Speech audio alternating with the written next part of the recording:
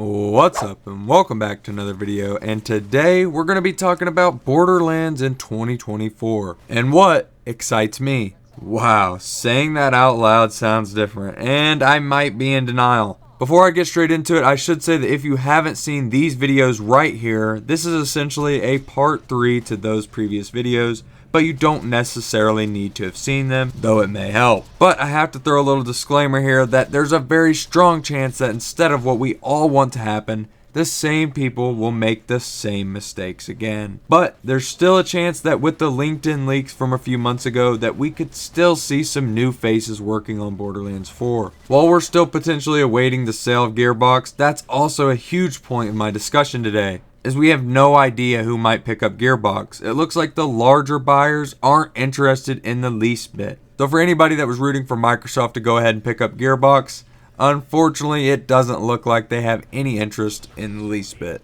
as it's been up on the market for over 2 months at this point and we haven't even heard a peep. This isn't all bad, as at least smaller bidders such as Valve or maybe Take-Two Interactive to swipe in for the buy. While it's unclear what's going to happen with the company who holds the rights to our beloved property, there's one thing that's clear in my mind. They're not going to get what they want, meaning that it's going to come at either the sacrifice of funds or potentially more. This is all if the company does sell, mind you. But there's a very high chance that we're going to see some sacrifices at the end of the day. And figuring the better Borderlands games were made on a lot smaller breadcrumbs, this actually excites me, as it doesn't look like Gearbox is going to be able to sell for their current net worth of over $2 billion. So they're essentially going to be forced to get creative, as right before Gearbox hit the market, there was an alleged Saudi fund that fell through of over $2 billion. And I don't think it's very stupid to speculate that some of that money would have went towards the next Borderlands release, which is also 100% tied to the decision by the Embracer Group to throw Gearbox up on the market, as those funds not going through must have been a big yikes from the Embracer Group. They probably figured, oh well, we may as well get rid of these idiots sooner than later. Gearbox is really in a rough spot at the moment, and this is what you need to take out of it. When in pretty awful situations in the past, they were able to come out with Borderlands 1 and 2. Maybe this is what they needed to snap them back into place, and they'll actually put forth real love to our beloved series again. Because man, to say it's lacked the love for a while now would be an absolute understatement. With the community being very vocal about the frustrations with how the series has turned out, I think there's a very decent chance we see some change for an eventual BL4. Whether it's us actually getting the war from the pre-sequel that was the stupidest cliffhanger of all time, them changing the crazy high chance for legendaries that we have in the later games, there's plenty of room to improve no matter what part of the series you look at. I don't know what's going on behind closed doors, which leaves the speculation completely open. And one of the most exciting things to me is some new hands working on Borderlands 4. So, if you're not aware, in this video right here, I delve into the leaks that have confirmed that Borderlands 4 is in the works. But the reason I'm bringing this up again is because the LinkedIn leaks would imply that they're at least interested in getting some new hands on the projects, which means that some of the previous employees that were involved might be further from Borderlands than ever before. There is also a chance that a lot of those positions may just carry over from the previous releases though. But if we do get some new blood on this project, if that isn't something to get excited for, then I don't know what is, as Borderlands has been in dire need of change. Whether it's BL3 fans with the blinders on, or just the overall decline of the franchise, Gearbox being pushed into this corner is going to force them to make a move, because they gotta find a way to get out of this mess, or they're simply just going to fall into checkmate.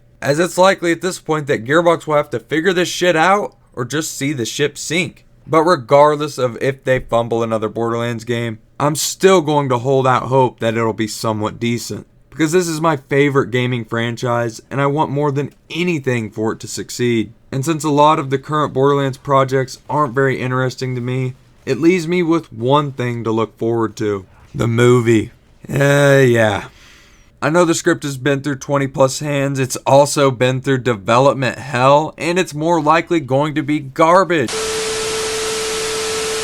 Okay, no, I'm not trying to turn this into a shitfest, but my lord. Regardless of its quality, I plan on going to see it on opening night, hopefully with a friend or two, to really soak it all in. So I can come back to this computer and ramble about how great it is.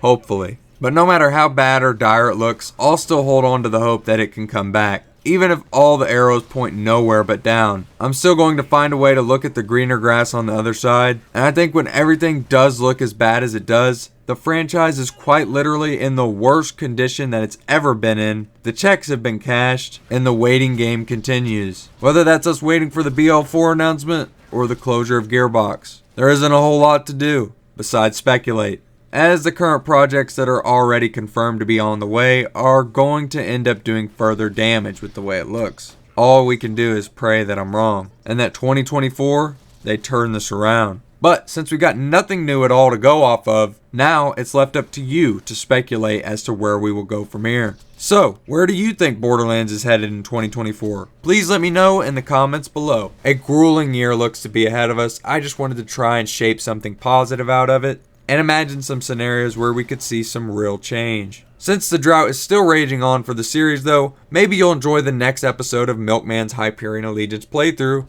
featuring yours truly. I'll leave a link to this one down in the description below. I just finished watching it like 45 minutes ago, and I gotta say, absolutely hilarious stuff. I'd highly suggest it, even if you haven't caught the previous episodes up to this point. But even though I don't think Borderlands 4 will save the franchise, I'm still going to remain optimistic that it might. And that's really all I've got for you guys today. I hope you all did enjoy today's video. If you did, make sure to smash a like on it and subscribe if you motherfuckers are new. I just wanted to try and be a little positive about the future of Borderlands, even with as awful as it looks. And I'd like to hear what you guys are most excited for, whether it's the movie, the book, maybe it's the Facebook Live thing they got planned, whatever you guys are looking most forward to.